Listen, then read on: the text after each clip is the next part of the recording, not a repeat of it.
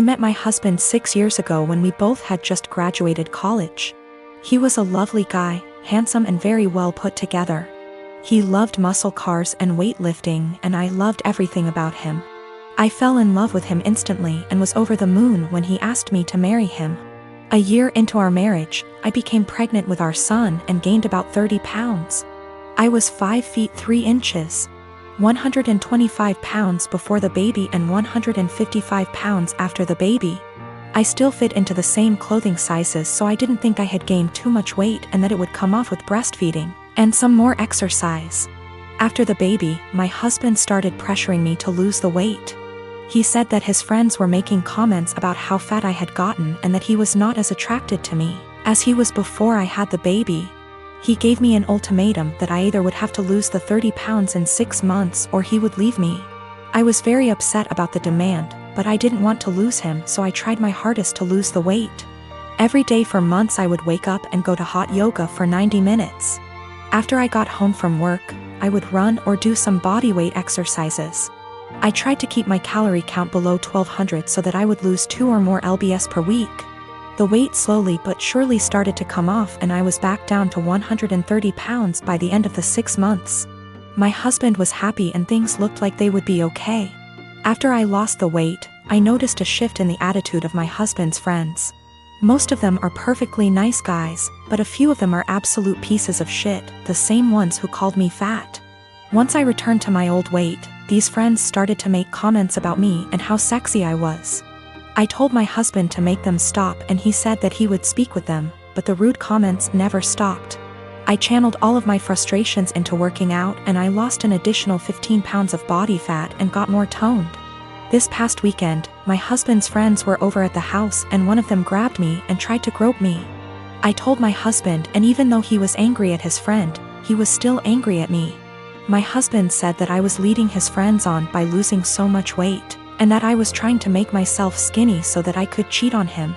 I was disgusted by this accusation and packed my bags and left for my mom's house. Last night, my husband called me and begged for me to come back home. He says that he knows that he was unfair and that he won't let his friend come over anymore. But I am so tired of dealing with this that I'm not sure I want him back. He's the one that told me to lose weight. But now he's blaming me for being too skinny and I'm afraid he's going to make me develop an eating disorder. But I also still love my husband and it hurts me to be apart from him. Recently I got engaged to my amazing fiancée Amy.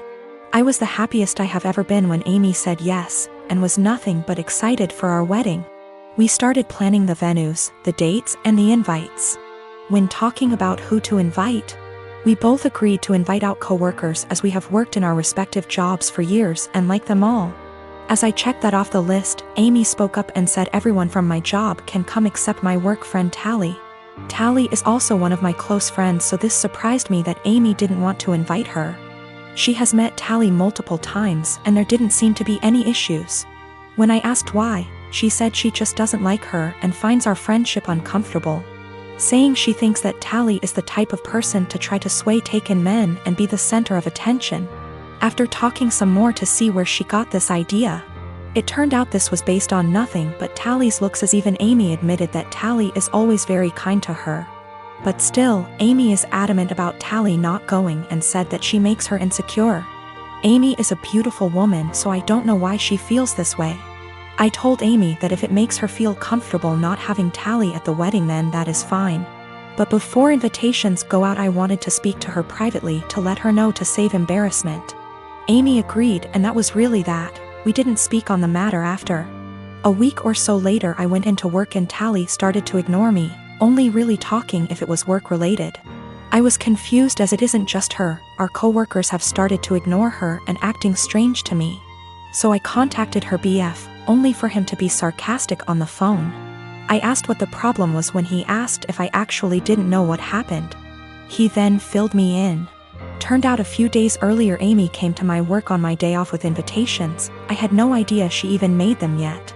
And handed everyone an invite in front of Tally, then saying to Tally, "You aren't invited, women like you aren't welcome." Which has sparked everyone suggesting she is my other woman. Since then she has been harassed by some guys at work and shunned by the women. She is now looking for another job. This pissed me off and I apologized profusely as I didn't know. When I got home that night, I confronted Amy about this. She denied it at first, but then told me she did it, but it is now not an issue because she's quitting her job. I flipped on her, saying how she clearly didn't trust me to say and that she crossed a line doing all this behind my back. She didn't see the problem and got upset, asking me why I'm so mad, me responding, if we are really going to get married. Get your insecurities in check and grow up. I stayed at a friend's since but have had texts from Amy, her friends, and her mother saying for this and that Amy doesn't deserve this treatment. I have made many attempts to speak to Tally privately to find out what was happening prior to contacting her BF. She brushed me off by saying she either had work to do or that there was nothing to talk about. No one would really speak to me, so I contacted her BF as a last resort. Her BF says he is going to pass on to Tally what I said to him on the phone. The wedding is currently on hold, that is also why I'm staying at my friend's. Need some distance to figure stuff out. Nothing has or ever will happen with Tally, no feelings, nothing adult, absolutely nothing. Tally is happy and in love, her boyfriend is someone I also consider a close friend. I was happy with Amy prior to this. And Tally is more like a sister to me. Unfortunately, due to what Amy has done, all I can really do is damage control. Of course I am planning to explain to everyone what has happened. I do not want Tally to be going through this. She is a genuinely kind person who does not deserve any of this. I manage a team of employees in a very specialized industry. The employees are hired on 2-year contracts that are mostly automatically renewed. Salaries are fixed for the duration of the contract, but raises are negotiated at time of renewal. There are no non-competes. I have one employee, Sarah, who requested a meeting with me last week to discuss a possible raise. I informed her that it is a little early as her contract won't expire until Jan, and I would be happy to discuss it in November. She told me she would like to discuss it now as her current salary does not reflect the amount of work she is doing. So I set up a meeting with her on Friday and told her I will hear her out. To her credit, she gave well thought out presentation listing the average salary in her field, the extra responsibilities she had to take on, and the extra revenue she was able to generate, etc. In the end, she asked for a 19% raise to stay on. This was a substantial jump, but I thought she made some good points and, with inflation being what it is, I can sell it to the managing partner that we are locking down a good employee for 2 more years. After the presentation, I told her I will just approve the raise and talk to the managing partner about starting her new contract early. Since the only things we are changing are the salary numbers, we can have the new contract ready for her to sign by Tuesday. She seemed very surprised that I did not try to negotiate and looked a little shell-shocked that the meeting was over so quickly. So anyways, I spent the entire weekend selling the raise to the partners and harassing legal to get the documents ready. However, when I gave her the documents to sign this morning, she asked for another meeting to discuss salary.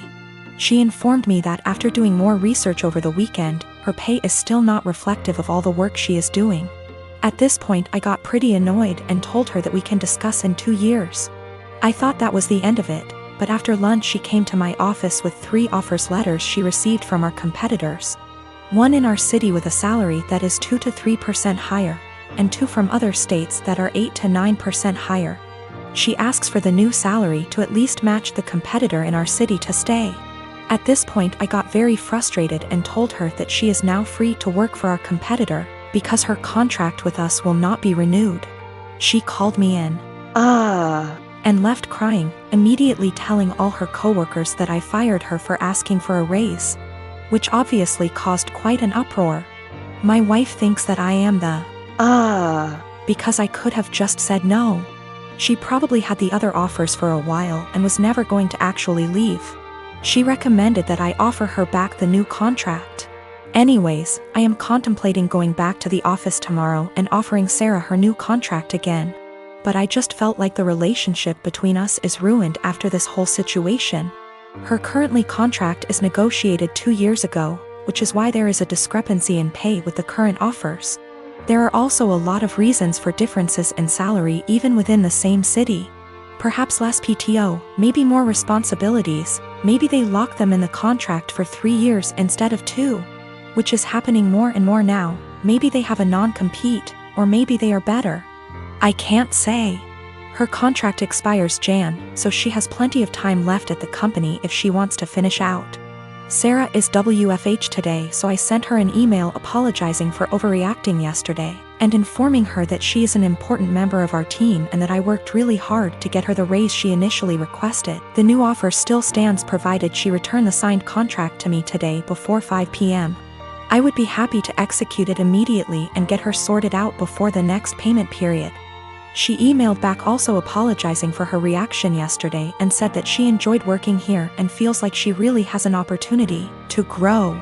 But she then ended the email asking if I would still be willing to reconsider upping the offer to match her other offer. At this point, I just can't even anymore. I basically ignored her email, and at 5:01 p.m. with no signed contract from her, I sent an email to the managing partner I was talking to all weekend. Hope this email finds you well. I am writing to inform you that Sarah has elected to decline the new contract as it is written. She has informed me that she received an offer from our competitor with a salary of XXX. I have attached a scanned document of the offer letter with this email for your convenience. She has requested that we match that salary to retain her services as our current offer is insufficient. As of right now, her contract expires January 22nd. Please advise on the next steps. I married my wife Elise 12 years ago. She has a 16-year-old daughter, Anna, from her previous relationship, and we have a 7-year-old son as well. From pretty much the beginning of our relationship, Anna and I have never gotten along. I don't know how to emphasize that it is not because of a lack of trying. She just does not like me. When she was young, she was just scared of me and afraid I'd tear their family apart. Nowadays it's more of a neutral dislike rather than strong antipathy, so I suppose that's progress. Elise is a stay-at-home mother, so she relies on me for income. As a result, I pay for everything for Anna. Food, clothes, volleyball fees, field trips. I take an interest in her hobbies. I go to her games. I'm not saying I'm perfect, but I try my damn hardest to be the stepfather I can. But it's so hard. Always giving me curt one-word responses. Always having to have an attitude. She does things to get a rise out of me. Staying out late reeking of booze. Always trying to sneak boys in. Typical rebellious stuff. But I always let her know I love her and I'm there for her in hopes of her shithead teenager phase passes. The opposite is true for her biological father. She adores him. Can't tell you why. He never goes to her games, always makes excuses for why he doesn't want to see her.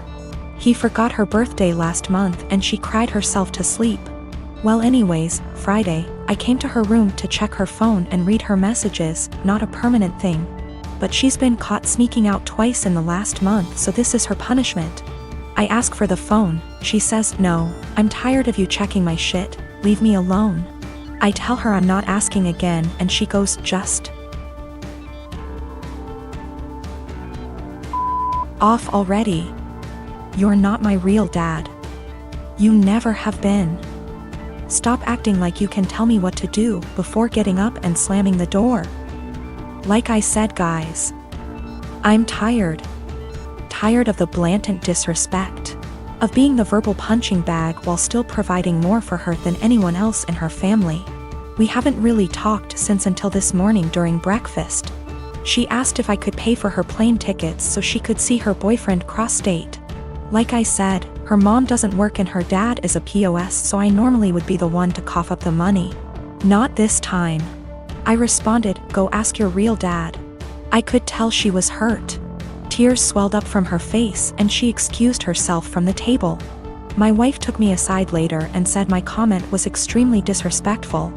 I said if anything's disrespectful, it's her treating me like a doormat and a credit card. And I will no longer tolerate this treatment in my house. I told her we don't have to be friends. But if she can't at least be cordial to me or respect my position as an authority figure, she can find someone else to pay for her non-essentials.